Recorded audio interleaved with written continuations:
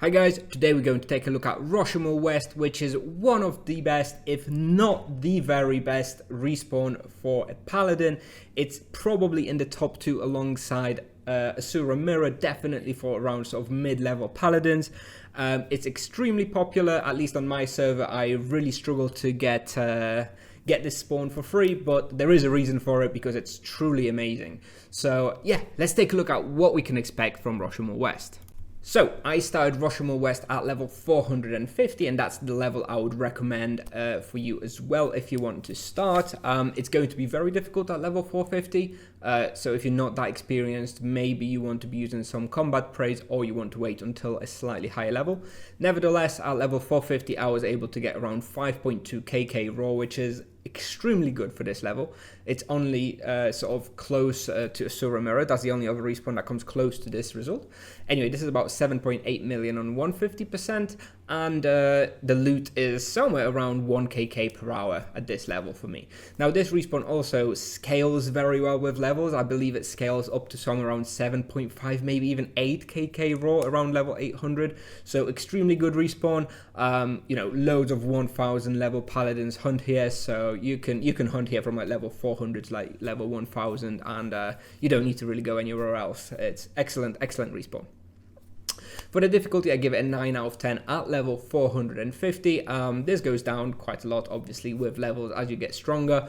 But it's always a pretty hard respawn because it's quite hard to itemize for life drain damage, which there's quite a lot of here. Couple of tips: when boxing, you can consider standing next to terrain to reduce the box size.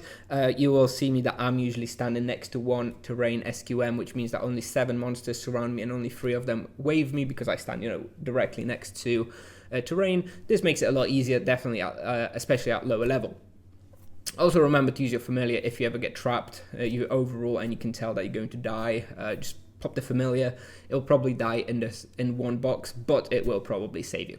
With regards to bestiary, it takes about 5 hours for Frazzle Moors, 2.5 hours for Silence, and about 12.5 hours for Guzzle Moors. There's actually not terribly many Guzzle Moors here, only about 200 per hour. If you want to do your Guzzle Moor bestiary, consider going to Roshamuul Bones, which is another video I already made, so maybe take a look at that one if you only care about Guzzle Moor bestiary.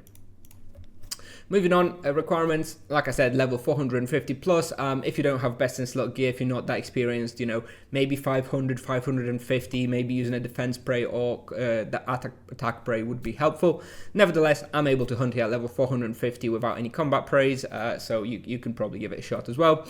There's no access quest required. Roshamuul needs to be open on your server though, obviously. This place can be effectively hunted by Knights, Paladins, and Duos. Knights will get worse experience here than Paladins. This place scales very well with being able to hit 20 monsters at a time, which Knights obviously can't do. For Duo, it's pretty good. You will need to watch a different guide about where to put the Druid magic wells. I forget what they're called now. Wild growths. You'll need to the special guides where you can put the wild growth, so there's only like one SQM, and you can hunt Duo as well. Obviously not as good. Paladin solo is probably the best vocation for this respawn. Full team hunt maybe at like level 200 or something. You can probably make it work. Probably better place to go though, to be honest.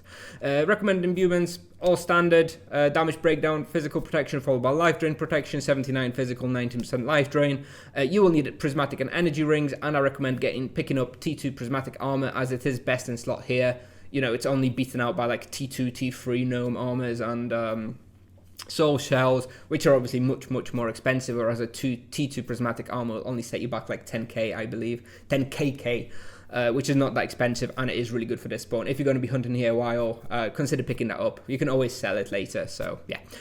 With regards to potions and ring swapping, this is how I play here. You will also see that in the video. When I kite, I'm using Great Mana Potions to mana up and have the blue plasma ring for extra damage. When I end up in a box, I start using ultimate spirits to keep my health and mana up, and I use the prismatic ring, which helps me with the extra physical protection.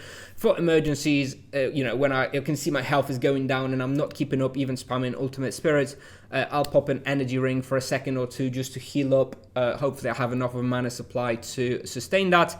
And in super emergencies, I'll just pop an NPC food or a cupcake when it gets really, really dangerous. Hopefully, you don't have to do that too much.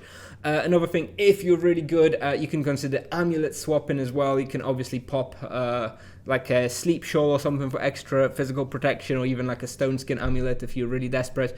Personally, I don't have enough hands to be doing both ring and amulet swapping, so I just stick to ring swapping.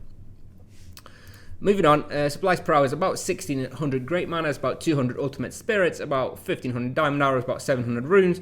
The charms I use here is Wound on Guzzle, Divine Wrath on Silencer, and Low Blow on Roshamuul.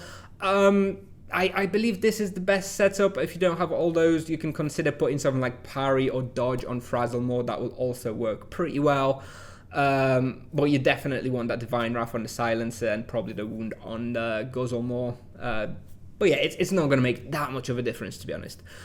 With regards to the wheel, at 450, I do recommend sticking to that Gift of Life. It is very difficult here when you first start, so you do want to have that extra security from the Gift of Life, but you will want to switch to a more offensive setup. Obviously, as you're picking up more levels, you're able to play a little bit riskier, and you're going to be a little bit more comfortable. I would switch to something like Holy Grenade. And the character you'll see in the video is level 464 RP with 124 distance skill, 35 magic level. Obviously, I have best in slot gear. If you don't, then, you know, add extra 50, 60 levels or something onto the results here if you want to get what I'm getting, basically. And I have no combat praise active. So, quick look at the route. You can see I have these 5 sword symbols on the map. That's where I do the boxes, so I'm just going to draw out exactly how I do it. So you come in through here. I'll usually just go and pull everything through here and do my first pull somewhere around here. I will then take everything and pull something like this way, and then do my second pull somewhere around here. At this point I will go something like this. This is quite a long pull. End up pulling it somewhere here. That's my third pull. Then I will go somewhere like here, pull out all the monsters, go down here and do my fourth pull somewhere around here. And afterwards I will go into this little, you know, green area at the bottom and do my fifth pull around here. Now, as you have a higher level, if you're level 6, 700, you can probably skip this fourth pull. This one here, you can probably skip this one and just go directly through here and all the way to the end here. And then you only have 4 pulls per lap. I found that at my level 450, I needed to stop and do this fifth pull around here. Otherwise, there was just too much and I couldn't handle it. So you can skip that one eventually, but you probably want to start off with this one when you first hunt here. And yeah, that's what I have for you today, guys. Amazing respawn. Obviously, probably everyone has heard of it. You can get some amazing numbers here. So yeah, I hope you enjoyed the video. I'm going to do a quick shout out to all my YouTube members. Then I'm going to play you the hunt. And yeah, thanks for watching and I'll see you in the next one. Bye-bye.